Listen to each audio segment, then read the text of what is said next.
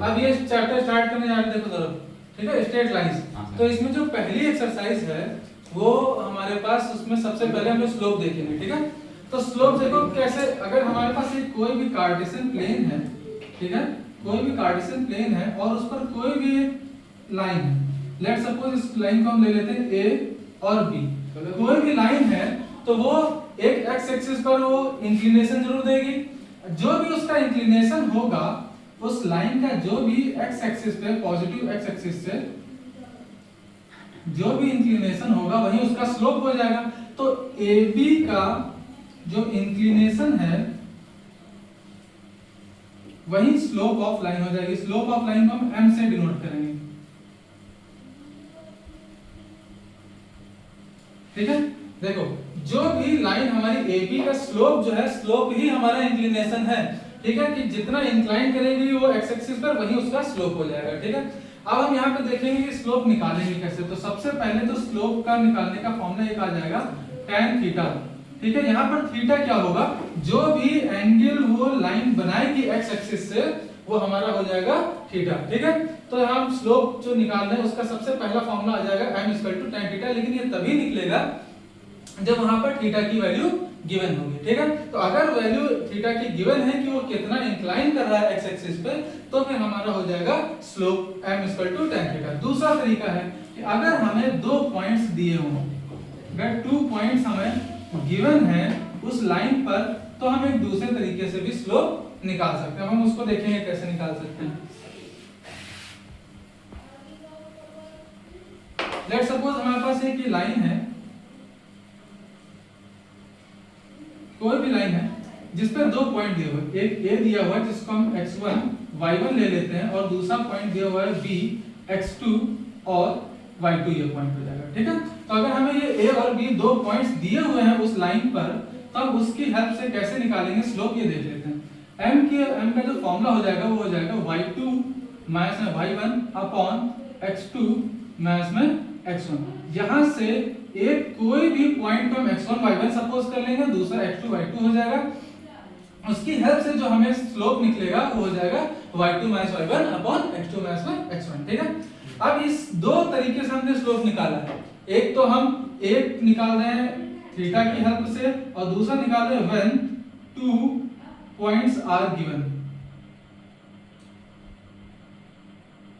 दो तरीके से हमारे स्लोप को हम फाइंड कर सकते हैं, ठीक है। स्लोप को फाइंड करना जरूरी क्यों है, देखो जब तक स्लोप नहीं आएगा तब तक हम इक्वेशन ऑफ गिवन लाइन निकाल नहीं सकते। अगर हमें ये स्लोप नहीं पता होगा तो बिना स्लोप के हम इक्वेशन नहीं बना पाएंगे। तो अगर हमें इक्वेशन ऑफ लाइन निकालनी है तो उसके लिए स्लोप का हमें पता होना बहुत जरूरी है, ठीक है। अब देखते हैं, अगर लेट सपोज हमारे पास दो लाइंस हैं, ठीक है। एक लाइन है हमारे पास A B which is parallel to line CD। AB जो लाइन है वो CD लाइन के पैरेलल है, ठीक है। अगर दोनों लाइंस पैरेलल हैं, इसका मतलब इसका जो स्लोप है और इसका जो स्लोप है दोनों ही स्लोप इक्वल होंगे, ठीक है। तो क्या हो जाएगा यहाँ पे, slope of parallel lines are equal. अगर ये m1 है और ये m2 है तो यहाँ पे कंडीशन हो जाएगी m1 = m2। तो ये तो पहली कंडीशन हो गई। अगर मान लेते हैं दोनों लाइंस परपेंडिकुलर हो, जरूरी थोड़ी कि वो दोनों पैरेलल ही होंगी। अगर दोनों परपेंडिकुलर होती हैं, ठीक है, अगर लेट सपोज दूसरा कंडीशन आ जाता है कि एक लाइन हमारी दूसरी लाइन के परपेंडिकुलर है, ठीक है, ये ए बी हो जाएगी और ये हो जाती है सी डी। इसका स्लोप हमारे पास m1 है और इस लाइन का स्लोप हमारे पास m2 है। तो फॉर परपेंडिकुलर लाइंस अगर ए बी इस परपेंडिकुलर टू CD है तो इस केस में कंडीशन जो बनती है वो m1 m2 =-1 होता है, ठीक है। मींस दोनों स्लोप का जो प्रोडक्ट होगा वो -1 के इक्वल होगा। हमें अगर एक भी लाइन का यहाँ पे स्लोप पता है, लेट्स सपोज m1 का तुमको स्लोप पता है, ठीक है, तो m1 का स्लोप पता है तो हम यहाँ से इजीली m2 का स्लोप फाइंड कर सकते हैं। तो यहाँ पे हमें कई बार ऐसे हिंट में दिया होगा एक लाइन जिसका इक्वेशन निकालनी है उसका स्लोप नहीं देगा, हमें किसका देगा, उसकी परपेंडिकुलर वाली लाइन का स्लोप देगा और उसकी हेल्प से हम दूसरी लाइन की इक्वेशन निकाल लेंगे, ठीक है।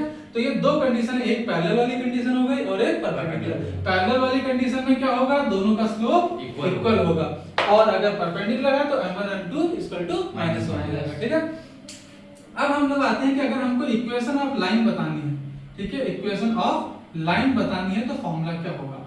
सबसे पहली बात, when theta is given, theta is given, अगर थीटा गिवन है तो m की वैल्यू कितनी हो जाएगी, tan थीटा हो जाएगी।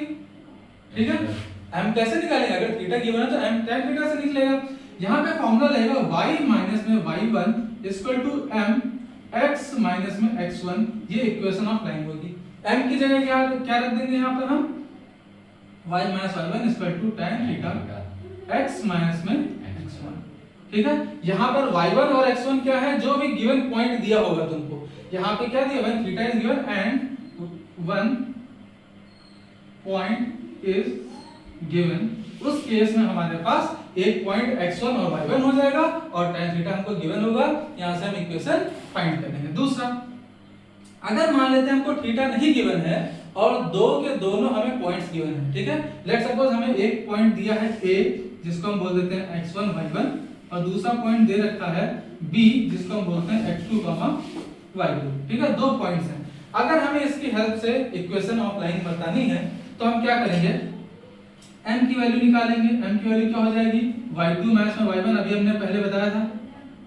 ठीक है, अभी याद है ना, पीछे बताया था हमने, m की वैल्यू ऐसे निकलेगी y2 minus y1 upon x2 minus x1। अगर ये निकल आती है तो हम इनमें से चाहे इसका यूज करें या इसका यूज करें, हम यहाँ पे y माइनस में y1 equal to m x minus में x1 का यूज करेंगे और m की जगह कौन सी वैल्यू पुट करेंगे, ये वाली।